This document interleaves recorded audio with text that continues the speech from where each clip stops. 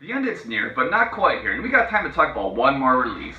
The project I'm going to talk about has only been around for a few years, but in that short amount of time, they've made a pretty big impact on the scene. This is a project that very specifically falls into the occult, ritualistic, dark ambient subgenre. In fact, they prefer calling their music diabolical, ritual, dark ambient. Which, you know, in a way, maybe it might sound pretentious, but they've actually kind of carved out this niche and this sound that's very unique and, I would say, actually pretty revolutionary as far as ritualistic dark ambient is concerned. I've never heard something so dark and so diabolical and menacing and utterly evil as this project. I mean, maybe it sounds ridiculous, but these guys are just, this is a band that shows just dedication to what they do. This is real. This isn't just an act. This isn't like a black metal band slathering on corpse paint and going on stage and whatever, you know, I don't know what the fuck black metal bands do. They're all ridiculous. But this is a band that just seems really dedicated to what they do, you know. So the latest release is was released by Noctilucant Records, and I have to say, every release from this band just keeps getting better and better. And I've gotten my hands on almost all of them. There's still a few older ones I gotta get my hands on, but this is really great. The latest release is a split album with Emme Ya. And the CD is called Mysterium Evigilationis Leviathan. And I'm just going to call it Mysterium from here on because apparently my tongue cannot pronounce that middle word. I don't know. It's Latin. I tried to look it up on Google Translate. I still can't do it. It's crazy. Fuck it. I don't care. We're going to call it Mysterium from here on. Alright. So Mysterium, at least one version of it comes in this deluxe silkscreen box here, and this is limited to just 23 copies. And as soon as this was put up for pre-order, I grabbed them. This is a project I've been following for, I guess, about a year and a half, 2 years now, and I just absolutely love everything they release. I still got a few more albums, some older ones I gotta get, but this is just, every release this band does just keeps getting better and better and just darker and darker. I mean, I just never heard a project that's so just possessed by just menacing evil. I mean, there's just something about this music that just, I don't know how to put it in perspective exactly, but it really takes control of me, and I guess, you know, you can just really feel the evil emanating from this music. And I mean, you know, you can feel darkness, you can feel, you know, when an artist kind of has a certain sentiment in music, you can kind of feel that, you know, whatever it may be, darkness, melancholy, happiness, whatever. Oh, fuck happiness.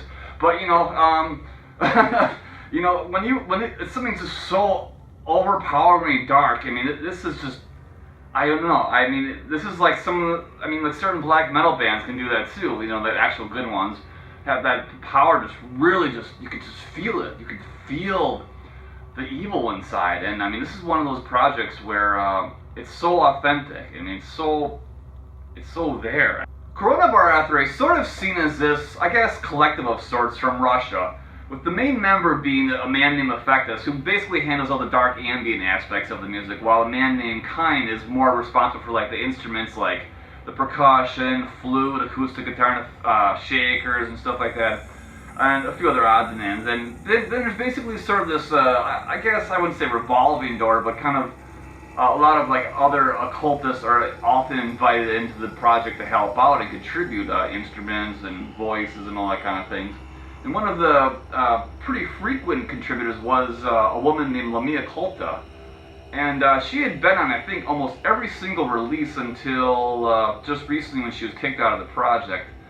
I'm not really sure what the circumstances were, but apparently she moved to, or took a vacation to Italy, and somehow she got corrupted into being Islamic or something like that. I don't know. I mean, I just pieced this kind of together through a broken English post on Facebook. That's kind of what I got out of it. But apparently, she either left the band or was kicked out because of this, and I mean, rightly so. I mean, I don't know why anyone would think Islam is a good idea. I mean, I still don't know why anyone thinks Christianity is a good idea either. But yeah, it's pretty sad because her contributions were pretty immense. I mean, she just had this this howling, witching, just fucking dark, possessed voice that just made this music so alive and just so, I don't know, otherworldly and just dark and dark in a way I can't even explain. Just I don't know. It was just great, and it's gonna be hard to replace her. But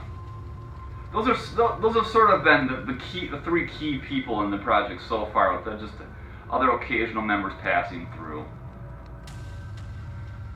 What I really like about this particular album is it seems like there's been a slow evolution with their music, just adding more instruments and just adding more character to the music. And you know, that's the thing that I really like, and it's just interesting to see where this project's going to continue going. I mean, on this release, there's a bit more percussion, there's some acoustic guitar, there's flute, there's various like shakers, there's other percussive kind of instruments, and then of course just I mean, super, just, I don't know, really intimidating, just unbelievably dark ambient soundscapes. I mean, Effectus is a genius for this kind of stuff. I mean, the stuff he comes up with is just immense. I mean, it is so oppressively dark, and just, I don't know, there was this period of time a few weeks or months ago where I was listening to Corona Barathri just like every day, and I noticed the music had this like effect on me, and I'm not sure if it was even a good effect, because I sort of felt like this darkness coming into me. And I mean, I've sort of mentioned before that I had some interest in the occult years ago, and you know, I sort of felt that same presence back then, so I don't know. I mean, it's hard to say if, you know, a lot of this stuff you know, is real or fake, but I mean, when you kind of feel it so passionately in you, it kind of makes you wonder, I guess. And that's what I always feel when I hear this. I mean, these are dark souls, the people that make this. They're so into what they do. This is no act. This is their lives. This is, you know, something they truly believe in and are dedicated to the dark arts. And I mean, and they take that passion, they put it in their music 100%. There's nothing here that's filler. It's all killer. It's just unbelievably dark. I love it. Of course, I don't want to give all the attention to Corona Barathri. Also, this is a split release with Emme Ya, and Emme Ya, I did mention an older episode of the Inner Sanctum. Emme Ya, again, is a ritualistic dark ambient project. This is just really fucking great stuff. I mean, this guy is a South American guy, and you can sort of feel a sort of a South American presence in his, I guess, his music. I don't really know how to put that in perspective. Maybe it's something I'm thinking about, like from a movie or something like that, but you can just kind of feel his South American kind of vibes in it. I don't know if that makes sense, but you know, but you know, his music's pretty similar. A lot of, you know, percussion, just ritualistic, dark. Oh man, it's really great. I mean, I know I said in that last video I need to look up his stuff and buy some of these. I haven't gotten around to it, but it's really good. His name is Edgar Curval, and he's just, you know, he's become this pretty well-known occultist, and you know, Emme Ya's been around for a number of years now, and he's got a lot of great releases, I'm sure, but I just haven't gotten around to him. But this is great stuff. I mean, his 3 songs are fantastic, and the 4 songs from Corona Barathri are just outstanding. So I guess Corona Barathri kind of wins over Emme Ya a little bit, but the CD as a whole is just immense. I love it. This is fucking awesome stuff. So basically, if you're looking for some of the darkest of the dark ambient, this is the project to go with. This is one of the releases they get. I could show you every release from this project and talk about them, but you know, every one is just, it's perfect. I don't know. There's something truly malevolent in this music, and I mean, that's not something you get with every, you know, dark music entity. This is just something that's truly possessed by evil, and just something that's 100% genuine. It's so for real, and I mean, if you want to really experience, you know, the dark side and the occult and evil way of life, I think Corona Barathri is your ticket to that. Mysterium is an incredible release. Alright, let's take a look at the Mysterium box set released by Noctilucant Records. On the cover, of course, we have this diabolical image here. There's just simply, this is number 18 of 23, so very limited.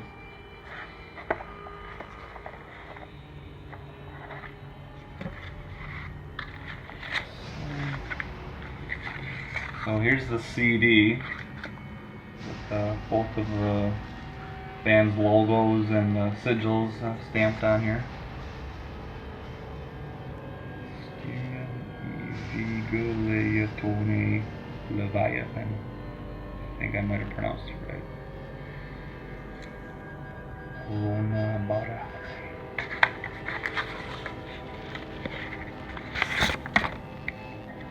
CD.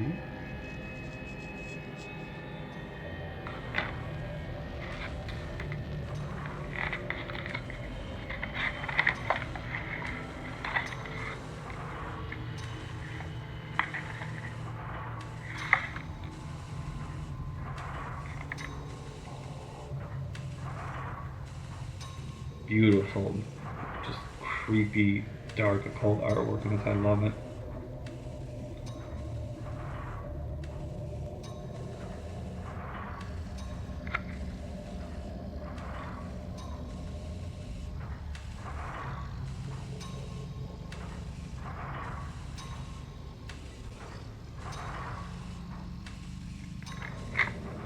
Here's 2 sigil cards. Again, just brilliant artwork on these.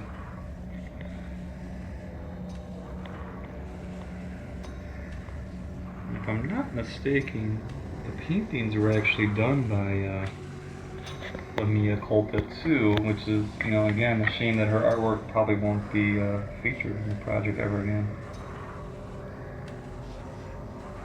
Just love it, and these are all original paintings. This is fucking awesome.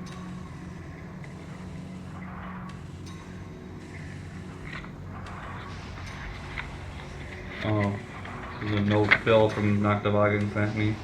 It was my size large shirt was not in stock at the time of the album's release. And I don't think these were a part of the official release too, but he sent me on this bunch of I guess like business cards of sorts.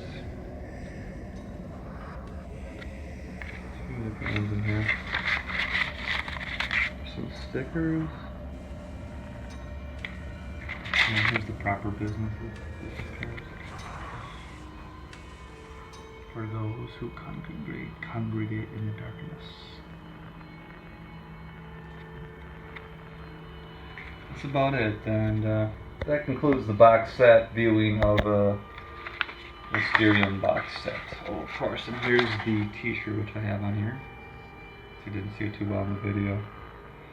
Again, a fantastic release, a brilliant, amazing release made, by Noctilucant. So, 100% support to that label, and just, great stuff as always, and yeah, a fucking awesome release. Totally 100% recommended if you're into ritualistic dark ambient music.